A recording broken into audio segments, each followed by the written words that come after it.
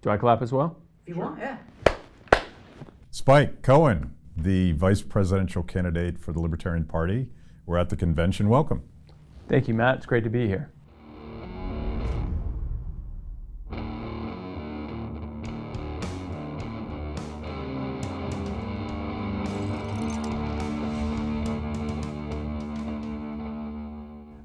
We have never met before, but it turns out we have some common history here. And I want to get into the party and the message and the values and let you give a sales pitch basically to anybody that's liberty curious watching this that doesn't know you or doesn't know about the Libertarian Party. But let's start with what's your elevator pitch when someone in an elevator says, so what are you all about? So I say libertarianism is the belief that we own ourselves. And if we own ourselves, that means we own our lives and our bodies. And if we own our lives and our bodies, that means we own our labor, which means that we own the product of our labor, which is our property. And we as libertarians believe that society is best worked out when people respect each other's self-ownership. When we start aggressing against each other, when we start harming people, taking their things and so forth, that's when bad things happen. It's not just wrong from a moral standpoint to take from each other. It's bad from a utilitarian standpoint. If I can take from you and everyone else watching this and listening whenever I see fit, I'm not going to be a good steward of what I have. I'm not going to make good choices because I can just take more whenever I want. And you aren't necessarily going to make the best choices because you know I can come and take it at any given time. And if you look at the bad political policies of the Republicans and Democrats, it's really just a system whereby they have claimed the exclusive authority to take from us as they see fit. And libertarians want to dismantle that in favor of allowing more free market interactions. I think I saw you say this, but it's definitely been a theme here at the Libertarian Convention that for all of the supposed differences between Republicans and Democrats, it seems like no matter who's in office, we get the same stuff. We get lots of spending, we get lots of violations of our civil liberties, the wars don't seem to end. Yeah. Is there a difference between Republicans and Democrats? So there's two things there. One is the Republicans and Democrat voters. There's not a huge difference between them either because they all have the same fears and concerns and hopes and dreams and anxieties and everything else. But unfortunately, there's not much difference between Republican and Democrat politicians either. The Republicrats, in my mind, are one party. They are a party that will give you endless war, endless debt, endless taxation, endless spending, endless putting people in cages for victimless commerce, and really just endless bad, inequitable, and harmful outcomes, the things that we would expect from a policy built around aggression against each other. And so, the reason that there's so much division in this country right now is because Republican and Democrat politicians have to create theater. They have to make people hate each other. They have to make this illusion that if you don't vote for Joe Biden, then you're voting for a Nazi. If you don't vote for Donald Trump, you're voting for a far-left communist. When the reality is, if people were able to take a step back and see past the theater and see what's actually happening, Joe Biden and Donald Trump's policies have very little daylight between them. Past the rhetoric, they're both promising you the same thing. More government, more spending, more taxation, more infringements on your rights, more tyranny. So you mentioned that the American people really aren't so different, regardless of their political affiliation. What does the Libertarian Party have to offer that's different than the Republicrats, as you say?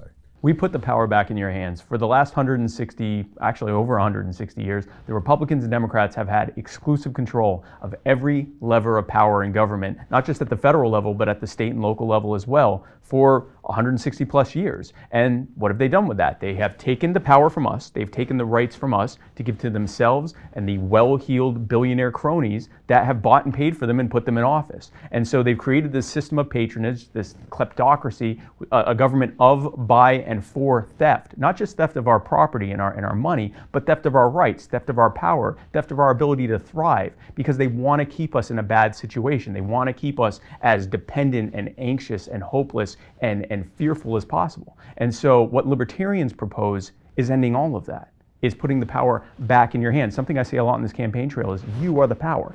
The power belongs to you, and it was wrongfully taken from you by politicians, and we seek to give it back to you. So I was watching a podcast that I think you were doing with We Are Libertarians, and you have quite a checkered past. You were a conservative at one point. Yes.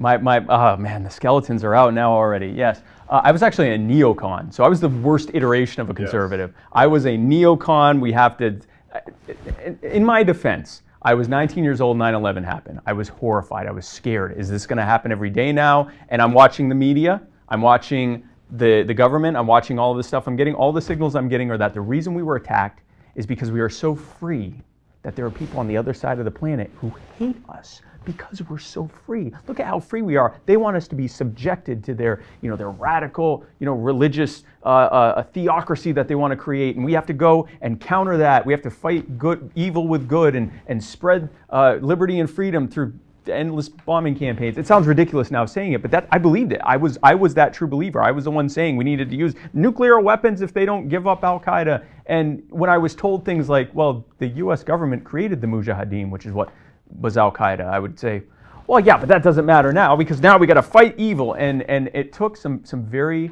annoying people like Ron Paul and this guy named Matt Kibbe who would keep saying that no, this is blowback from 9/11. You can't fight your way to peace, and the U.S. government created a lot of these problems with a decades-long strategy of using the Middle East as a chessboard for the most cynical of reasons. And it took me a while to realize that. It took a few years of seeing every prediction that libertarians made coming true in real time for me to realize, I'm wrong, they're right, which is very humbling because I don't like admitting that I'm wrong ever. Yeah, I mean, I can see the pain on your face right now.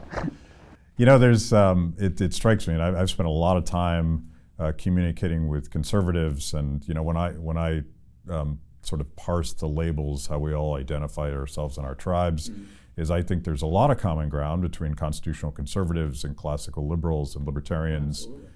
And one of the arguments, I mean, there's a lot of arguments for this against the sort of neoconservative view, and one is just how many trillions of dollars we spend. This destroys countries. Yeah. So we are up to what, $28 trillion? And all of this exists, by the way, because of the Fed. The American people would never agree to be taxed 75, 80% tax rates to fund endless wars around the world, this spreading of an American empire that really only serves military contractors, warmongering politicians, and foreign dictators. For the most part, that's really the only people that are ahead. We would never agree to be taxed to pay for that, or the war on drugs, or the prison to police complex, or any of the things that have been built around a centrally planned system of, as I call it, kleptocracy, where we are being robbed to pay for powerful people to be more and more powerful at our direct expense. So instead, they have the Federal Reserve print out endless reams of money and lend it to the government in the form of buying treasury bonds every single day. A new set of 40-year bonds that are having to be paid off by us and our next 2 or 3 generations after us, and of course by inflating the monetary supply. That makes the value of our currency go down, which is why inflation continues every single year. Ever since the Federal Reserve was created in 1913, 2 things happened. 1, the next year we went to war, and we have for the most part not stopped since. And 2, the cost of living has generally and gradually risen up to the point where now our money is worth 2 cents on the dollar what it was in 1913. Imagine if your money was worth 50 times more what it's worth now. No wonder we're in the situation we're in.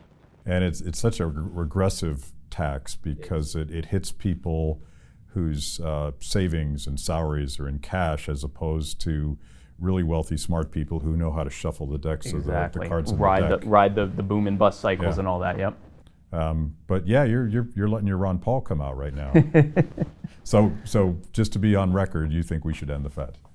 Oh, we should end the Fed and replace it with free market banking. Yeah. Imagine if your currency, instead of being issued by an organization who has a vested interest in reducing the value of your dollar, not just to reduce the value of the debt that they're running up, but also to keep you desperate, to keep you reliant on them. Imagine if instead your currency was being provided by competing providers who had a vested interest not in reducing its value, but actually increasing its value, or at least retaining its value, because they want you to use their currency instead of someone else's and actually get a piece of it as a result of that. Imagine if the cost of living went down slowly over time, or at least didn't go up. And this, by the way, this speaks to a greater thing here, Matt. There are 2 ways you can get something: through competition and through coercion. And so with competition, you have people who have a vested interest because they know they don't have your business guaranteed. They are competing and to get, they want to be the one that gets your business.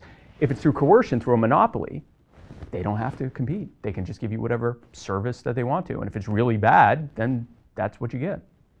So I've used this, I have this theory, and I want to float it past you and get your reaction, because in a lot of ways, and not superficial ways, but at a sort of a messaging level, I see a lot of similarities between Bernie Sanders and Ron Paul. Absolutely.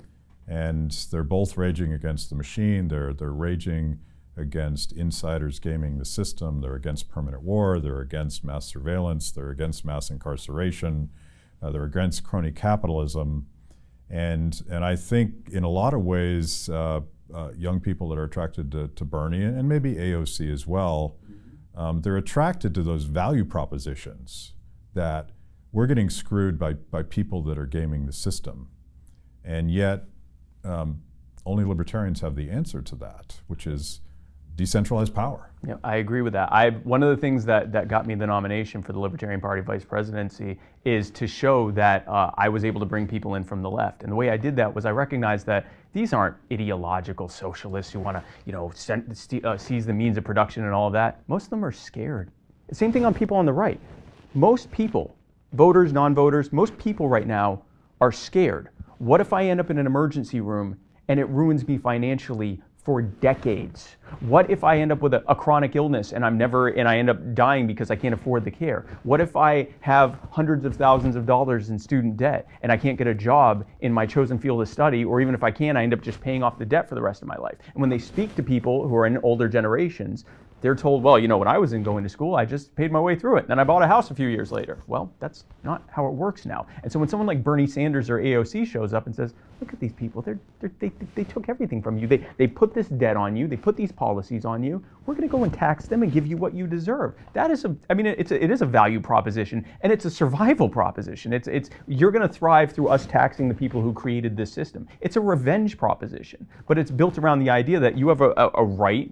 We get into what rights are or not, but they consider it a right to be able to have the things they need to thrive. Well, we believe that they have that right as well. We just recognize that the organization that created that arrangement, where they're now so desperate that they need more help, is not the arrangement. I don't want the people who put me in a terrible situation to now be the ones to decide if I get health care or not. And so once you start that conversation with them and you empathize with them and meet them where they are and you validate their concerns, you can then take them on that journey and show them how libertarianism is the way. Because the contradiction is that all of those value propositions, all of those moral outrages are created by abuse of monopoly government power. I mean, where does mass incarceration comes from? It comes from the state. Exactly. And so to me, I have the same optimism and I'm not trying to convince either Bernie or AOC that they're wrong, because I think they're pretty invested in their own beliefs, but we're not talking to them. We're talking to people that are trying to figure stuff out. Absolutely. I remember with the Tea Party and Occupy Wall Street were happening around the same time. And the Tea Party was focused on big government, and Occupy Wall Street was focused on big business, the major crony corporations and so forth. And their talking points were largely the same, and whether they recognized it or not, they were fighting the same monster, and yet they hated each other. What a perfect example of how Republicans and Democrats, the Republicrats, divide people against each other. These people hated each other. I mean, they would fight in the streets, and yet they were fighting the same beast. If they took that step back and realized, oh, at the top they're all working together, I believe then they'd come to libertarianism, because we're the only ones who are consistently saying big government and the cronies that have been built around this system of patronage that the Republicrats have created, they're the problem. As someone who was involved in the Tea Party, I always say that politics ultimately corrupted a social movement that was built around a shared set of values. On both sides. On both sides.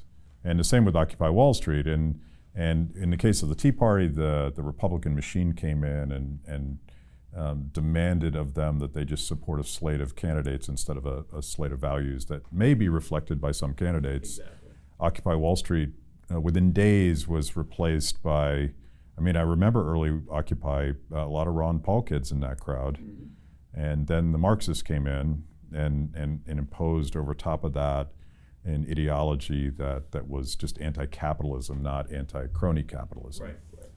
And I see that, I see how controversial this is here at the Libertarian Convention, our opinion about Black Lives Matter and my take on this.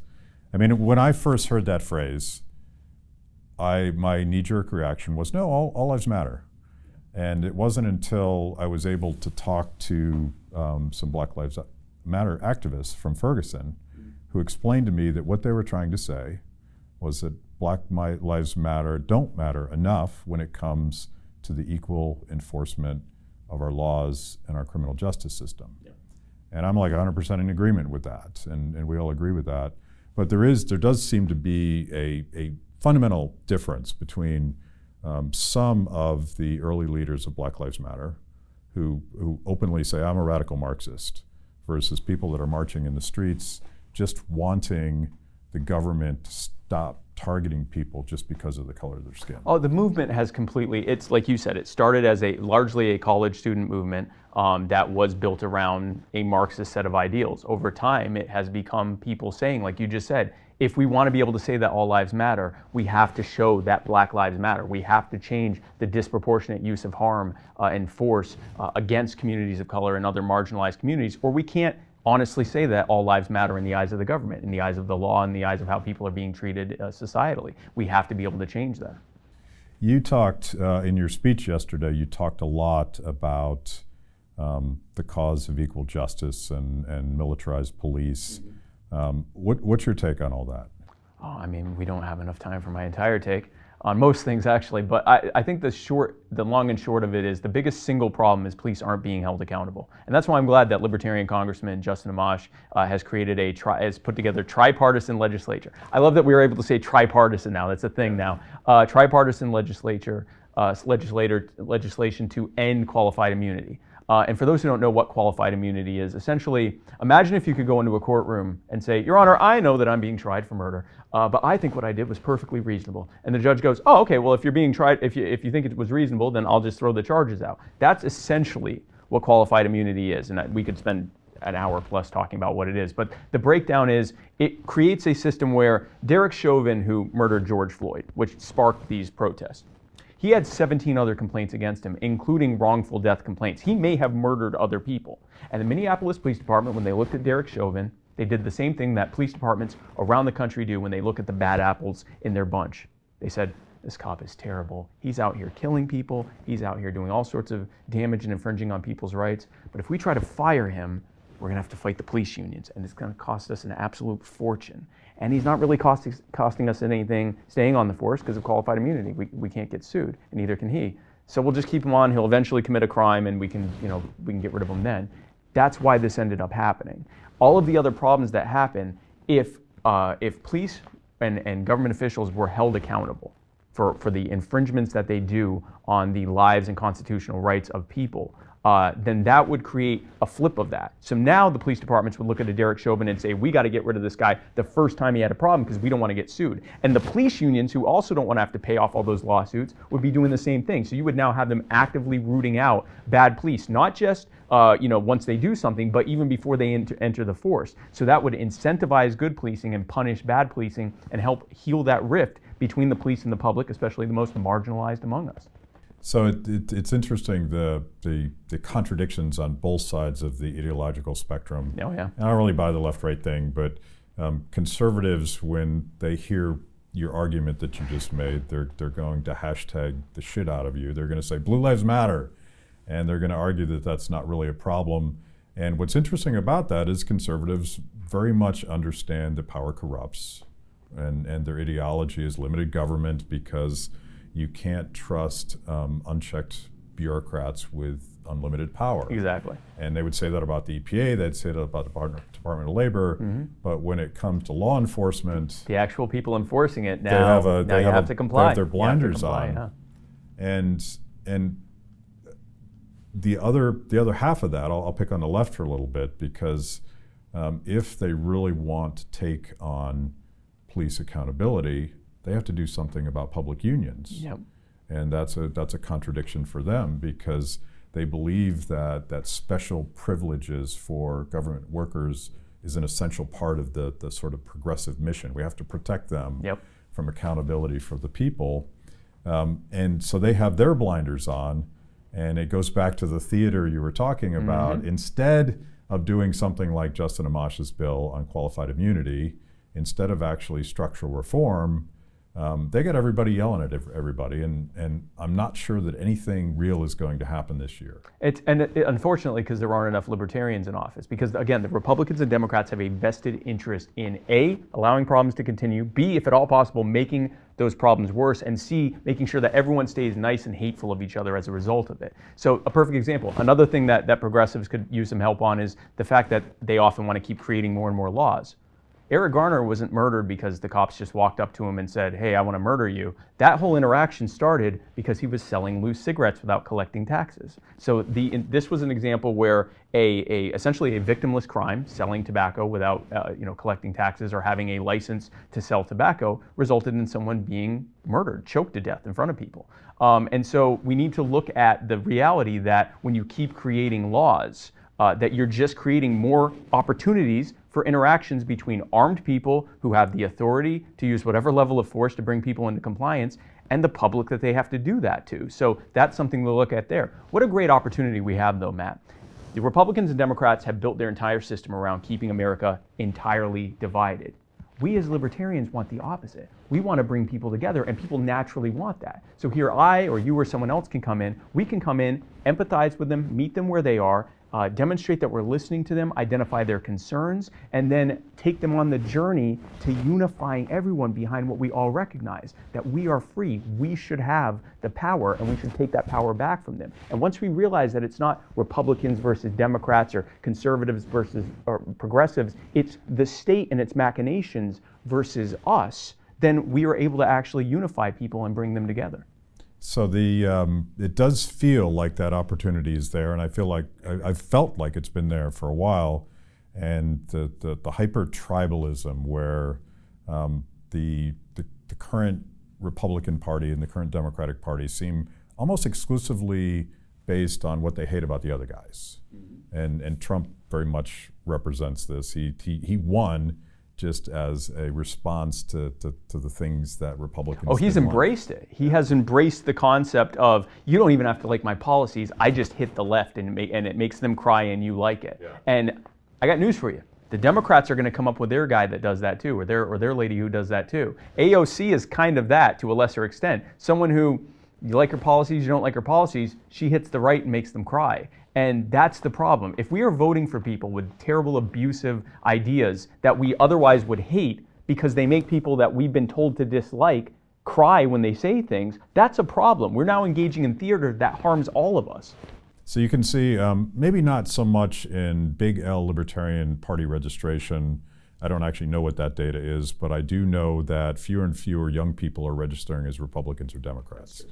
They're independents, and I never really thought of libertarianism as in the middle between these two extreme tribes, but let's use it as a metaphor. They're pushing people out, and they're pushing people to the center, and you think we can get them. How does the Libertarian Party attract those votes that are sort of alienated by all the anger and the hate? They're already coming to us, Matt. The young people are defined by two large things. One, they don't really like authority. They have been raised on a combination of seeing how authority has completely screwed them in their entire generation over. And then they've also been raised on media that has popularized resisting authority. And then they're also huge about culture. If you see the Me Too movement, if you see how everything now on websites, you have to click to consent, people are choosing things, they want a la carte everything, they don't want anything forced on them, large or small. Libertarianism is built around resisting presumed authority just for the sake of it. We're built around the idea that the only thing that separates something that is a just or unjust transaction is whether or not there was consent involved. And so what a perfect opportunity for us to reach these kids. And it sometimes takes us getting over ourselves, because we'll sometimes look at someone and go, oh, they're just some bootlicking Republican, or oh, they're just some Trump supporter, or oh, they're just some commie liberal. And the thing is, no, especially if you're talking about younger people, this is someone who was a kid a couple years ago And they've been thrust into a world and a system that was not made for them, and they are acutely aware of it. And what an awesome opportunity for us to meet them where they are, not just in their spaces, but from their precepts. And this is something I learned from 20 years of running a business and doing sales and communications and leadership skills and doing that. You meet people where they are, you identify their problems, you demonstrate that you're someone who actually cares and is listening to them, and then you can take them on that journey. You can take them in many journeys. Bernie Sanders has taken them on a journey. AOC, to some extent, Trump has taken them on a journey. You have to meet them where they are, you have to demonstrate you care, and then you can take them to the journey. And our journey is to setting people free and giving them their power back. So is young people where the Libertarian Party thrives? I don't think we should leave any chips on the table. It's where I am primarily going to. I am the first. I'm an old millennial, I'm 38, but I'm the first millennial on a major presidential ticket, and it's looking like, based on who Biden is likely to pick, that I will be the only one. But more so than just me being young, because Bernie Sanders is one of the oldest to run, and he very much spoke to millennials and Gen Z people. Our outreach is, again, demonstrating to them that we're the only ones who recognize what it is they're going through. And not just recognize what they're going through, but why it has happened and how to get out of it. And that doubling and tripling and quadrupling down on the same failed, centrally planned ideas is not going to lead to anything more than even more harmful and inequitable and abusive outcomes, because of course it would. It is a monopoly of violence that is built around growing the strength of cronies and politicians and bureaucrats. How on earth would it lead to anything but bad outcomes for those who don't have that power? So there was a time in 2016, at the height of the peak of Gary Johnson's campaign, that a lot of polling was showing that he was actually pretty much tied with Hillary on the youth vote. And a lot of things happened, and I think one of the things that happened is the media flipped from being very sympathetic to Gary because they thought he was stealing Republican votes. Yeah. And once that happened, the media got quite hostile, and Gary put his foot in his mouth a couple times. And I say this as someone that was working on a super PAC specifically trying to get young people to show up and vote. And what happened as you got closer and closer to the election, Gary was kept off the stage. There was all sorts of shenanigans by the two parties to kind of keep the libertarian option out of the media. And a lot of young people, and they were quoted in article after article, said, I would vote libertarian, but what's the point? I'm just going to stay home. How, and this is a fundamental dilemma for third parties trying to break in. It's kind of a chicken and egg. Throwing your vote away. Yeah, you're throwing your vote away. How could you throw your vote away? So I argue that a vote thrown away is voting for the same people and the same parties who created this problem and made it worse. And now they're coming to you and saying, well, yeah, no, I created the problem, but this time, folks, I got a deal for you. If you vote for me one more time, I'm totally going to fix all of this. I haven't fixed it up until this point, and I'm not fixing it now, and I'm still actively making it worse. But, again, vote for me now, totally going to fix it. That's a vote thrown away, Matt. It's the only thing that your vote is worth is to try to change and to try to make an actual change to an ever worsening situation. And if we know that Democrats and Republicans have had exclusive control of the thing and just keep making it worse, then whatever the polling is, the only viable option for your vote is a radical departure from that non-changing, ever worsening system that both major parties are proposing. So we've been talking a lot about the message, and I'd like to take a step back and learn a little bit more about you so that people can figure out who this crazy man is that we're talking to. Crazy man, yeah. You mentioned Ron Paul, and you mentioned me, and you mentioned that you started off as a neoconservative. What was your path to libertarianism? Well, and I kind of gave the long and short of that already. It was two things: watching what I was talking, watching you and Ron Paul and others explain why neocon was just wrong, and I went straight from neocon. Very quickly went through, I guess conservative paleocon type and even constitutionalist straight into like libertarianism. But the other thing that was happening was I started a web design company right before my 17th birthday in 1999. And I grew it it was growing into a fairly successful company. Each year, as it was that much more successful, I watch what government does to companies that are successful, not multi-billion-dollar companies that are able to leverage their power to use government as a bludgeon against anyone that would want to compete against them and to basically entrench their market share. But companies that are trying to work their way up through all those barriers and burdens that the politicians and cronies have created specifically to keep us down, specifically to keep us from disrupting and innovating and threatening their precious market share. They just make it harder. More taxes, more regulations, more oversight, more taxes, more regulations, more oversight. And I was providing web design services. I was providing a value to people. I was helping businesses grow. I was essentially helping startups become successful businesses in their own right. What was I doing to deserve this kind of treatment? I was being treated like someone who was engaging in criminal activity, and I wasn't. And so that coupled with watching my whole neocon fantasy unravel before me really made me realize government is not here to help us. Government isn't even necessarily here in its current configuration to arbitrate between us. Government has been set up by the Republicrats and their cronies to rob us in every aspect: our power, our lives, our rights, our property, to feed themselves. That's why we see the growing income inequality. That's why we see the growing gap between those with the most and those with the least. That's why we see a relative handful of people that own almost all of the effective wealth in this country and even around the world, because that's the way the system is set up. We aren't in free market capitalism, and it's a cynical lie when they say that. And both sides say that. Both sides have a vested interest in saying that we're in free market capitalism. We're not in free market capitalism. We're in corporatism. And corporatism is the economic plank of fascism. So what you're focused on culture and message, and particularly reaching young people who I call them liberty curious. They don't know that there is this. They don't know they're libertarians yet. They don't know. And you and Joe Jorgensen are now the nominees for president and vice president of the Libertarian Party. One of your challenges is ballot access. Yes. Because the lockdowns from COVID, there have been a lot of nefarious outcomes of that, but one of them is the ability of third parties to knock on doors and collect signatures and meet the requirements needed to be on a ballot. And right now, I think the LP is only on 37 states right now? Yeah, I believe 36 or 37 states. Yeah. And on the remaining 14 or 13 states, the challenge, as you were saying, is even in the best of conditions, some of these states have, like New York, you essentially have to get over 250,000 signatures. Unless you're a Republican or Democrat, then you're automatically on, or you pay some kind of nuisance fee to get on. But if you're a third party or an independent, you have to get like 250,000 signatures to even get on the ballot, which eats up all sorts of money and resources, even in the best of times. In a situation where it's illegal for people to have large gatherings and illegal for you to knock on people's doors for non-essential purposes, you can't get that many signatures. So we have 13 or 14 states where we're still fighting, and we're suing in all of those states to get ballot access relief, basically saying, hey, listen, 2016 we qualified. You know why we aren't, why we're having difficulty qualifying this time. We need to get relief. Go ahead and put us on the ballot. We're actually fighting for other parties as well to be able to get on the ballot. And if anyone wants to continue looking into that, lp.org/ballot access gives a constant update as to how we're doing.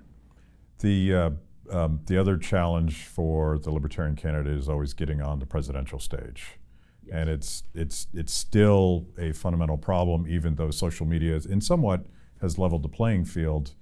And of course, Gary Johnson, by the standards applied to Ross Perot, easily would have qualified for the stage, but he almost qualified for the new standards too. So after Ross Perot was able to get on, that horrified the hell out of everyone in charge, and so they changed it so that now you have to get 15% or more in reputable opinion polls, which apparently they decide what's reputable, and so you have this debate cartel that's saying you have to get 15% or more in, I believe, 5 or more polls, I think it is. And Gary and Bill in 2016, they got, I believe, 13% in one and 11 in 2 others. So they were close to getting that. But what's happened in the last 4 years? We have people in the streets because they're showing record levels of distrust of government. People are not happy with their outcomes. And the other thing that's happened in 4 years is that the dying TV news media, which does their best to shut us out in every possible way, has lost its share of the news market, and social media, where we're much more prevalent, much more able to get our message out, has basically taken up all of that share that TV media has lost. So I think we're going to get that 15% in those 5 polls, and when that happens, you're going to have Joe Biden and Donald Trump, 2 men who can barely form a coherent sentence between them, and who, more importantly, are emblematic of everything that is wrong with what the Republicrats have done with our, constitutionally limited republic. And then between them, you'll have Jo Jorgensen, an absolutely brilliant self-made entrepreneur, a woman who's ready to lead from day one, a senior lecturer and an accomplished orator who's able to break down point by point and case by case how the Republicans and Democrats have created the mess we're in and how our common sense libertarian solutions are the way out of that mess. Do you guys, what is success? You're running, and is success being in the White House? Is there something less than winning that is something you can walk away from and say, we got that done? We're running to win. And we are running to win, and we are cognizant of the fact that our high water mark was last election, 3.25%. We recognize that we would have to essentially get 10 times that number of votes to really be in contention for the Electoral College. We are running to win. And people will say, how are you going to get that 35%? And the answer from me is, if we get that 15% to get on that debate stage, I believe it's all over. I believe it will be an emperor has no clothes moment. Everyone's told, third parties, it's a waste of your vote, and you're throwing your vote away. And if you're not voting Democrat, you're voting Republican. And if you're not voting Republican, then you're voting Democrat. But if you're voting Libertarian, then you're voting both Democrat and Republican. It's a nonsensical argument, but it works. If we get on that stage and people see not only are we not a vote thrown away, but we're the only option that even begins to make sense up there, then I think we're going to win the thing. Now, when we dial back to what are other victories, I honestly don't even like getting into that right now, because we are running to win. And the last thing I want is for any of the people who are on the ground every single day making phone calls and getting petitions signed and calling in to talk radio and doing their best to get us on interviews and everything else, for me to say, well, if we can get X%, then that'll be a real victory. If you think about it, it'll be a nice moral victory for us. We're running to win. We believe that we will win. Jo Jorgensen, I believe, will be the next president of the United States, and I believe that it will happen on the strength of the American people seeing firsthand how there is no comparison between Joe and the Republicrats. Okay, this is the gotcha question. I'm going to close out with this. Okay. And this will either make or ruin your political career. Wow. Man, I wish I had some time to do some calisthenics or something. Yeah. Has politics eaten your soul yet? Not yet. No, no, I am enjoying it. When I decided to run for vice president, because as you know, and your audience may not know, we actually our party picks the president and vice president separately. So I actually ran for vice president. And when I decided to run for the nomination, it was on the strength of the idea that I would use this and leverage it to spread the message of liberty far and wide, to reach people who had never really truly heard a message of liberty. Liberty has always been some catchphrase or some cynical implementation that has nothing to do with actual liberty. It's just a throwaway term that's being used by major politicians. And I wanted to go in and explain what liberty is, what free markets mean, what people set free and are able to thrive and be able to live in ways that we can't even imagine right now.